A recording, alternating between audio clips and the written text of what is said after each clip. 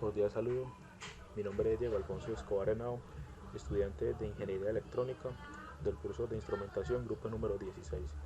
En este video realizaré la sustentación de la práctica número 1 del curso, en la cual nos piden las siguientes actividades.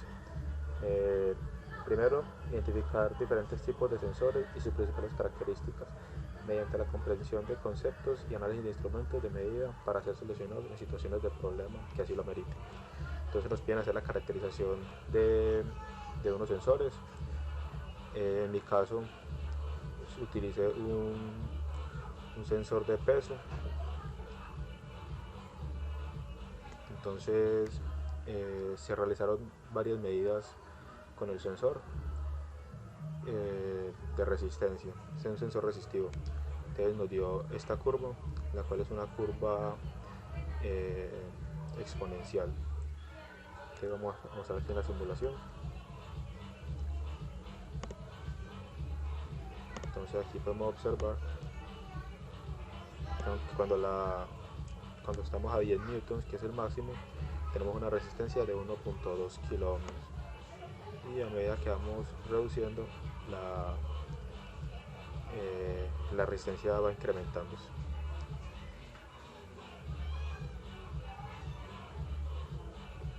Entonces, al realizar la caracterización y la gráfica, podemos observar que ese sensor que la curva del sensor tiene un comportamiento exponencial.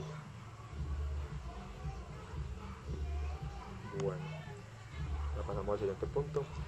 Nos piden encontrar la relación entre temperatura y voltaje de un sensor de temperatura. Entonces, de igual manera, se utilizó el sensor, se conectó a un multímetro para validar la salida en voltaje que tenía a diferentes temperaturas. Se realizó la gráfica y se obtuvo que la gráfica es una gráfica lineal, como podemos aquí observar, y ahora vamos a mostrarlo pues aquí en la simulación. Entonces podemos observar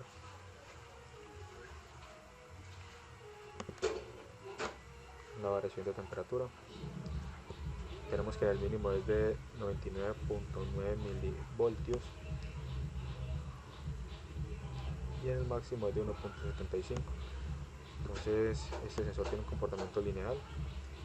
De cada grado centígrado aumenta en 0.2 voltios.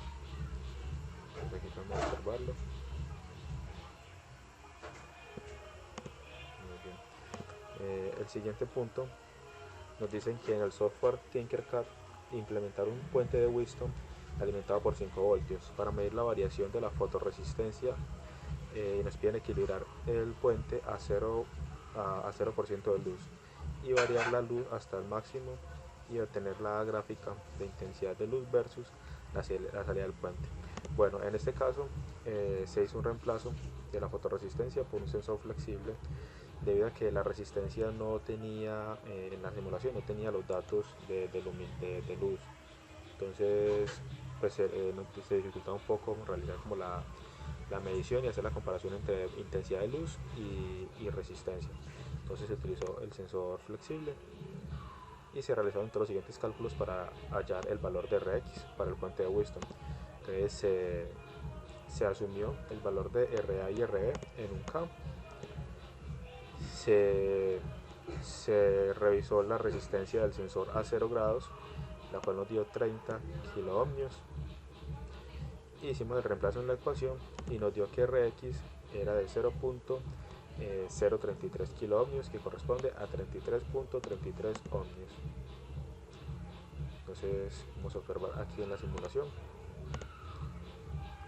Entonces tenemos que cuando el sensor está a 0 grados, la salida en voltaje es de 0 voltios, es decir que el sistema está en equilibrio a 0 voltios, y ya cuando hacemos una variación varía también el voltaje. Listo. El siguiente punto, bueno, y también observamos que la gráfica nos da una curva polinómica. Entonces este comportamiento de este sensor es polinómico. Bueno, El tercer punto, en el software Tinkercad, comprobar el funcionamiento del puente de Maxwell para la medición de capacitancia, realizar los cálculos, comprobarlos en la práctica. Entonces, las ecuaciones para el puente de Maxwell son las siguientes. Hay un Rx y un Cx. Para hallar Rx se hace esta ecuación y para Cx esta. Entonces vamos a asumir algunos valores para R1, R2, R3 y C1 y de esta manera calcular Rx y Cx. Entonces asumimos que R1 y R2 R1 y R2 iban a ser de 1K y R3 de 10K. Entonces como resultado nos dio que Rx era de 100 ohmios y para Cx nos dio que asumimos que el C1 era de 470 microfaradios y nos dio entonces que Cx era de 4.7 milifaradios. Entonces el sistema está en equilibrio cuando Cx es 4.7 milifaradios. Entonces vamos a comprobarlo en la simulación. Aquí ya está el circuito configurado. Bueno, entonces aquí podemos observar aquí la simulación está un poco retardada.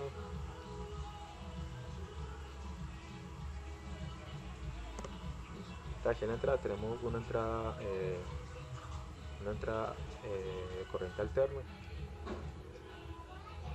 de 20 voltios y en la salida tenemos un voltaje muy bajito que está en la escala de milivoltios, que está en la escala de microvoltios, es decir que estamos muy cerca al cero, comprobando entonces que el sistema del puente está en equilibrio con este condensador que se estableció. Digamos que aquí en Tinkercad la simulación es un poco como más difícil de observar, entonces para observarlo mejor voy a realizar, pues yo hice la simulación también en Proteus, en la cual tenemos un voltímetro de corriente alterna y nos va a permitir como observar mejor esta parte. Entonces vamos a abrirlo, vamos a hacer rápidamente.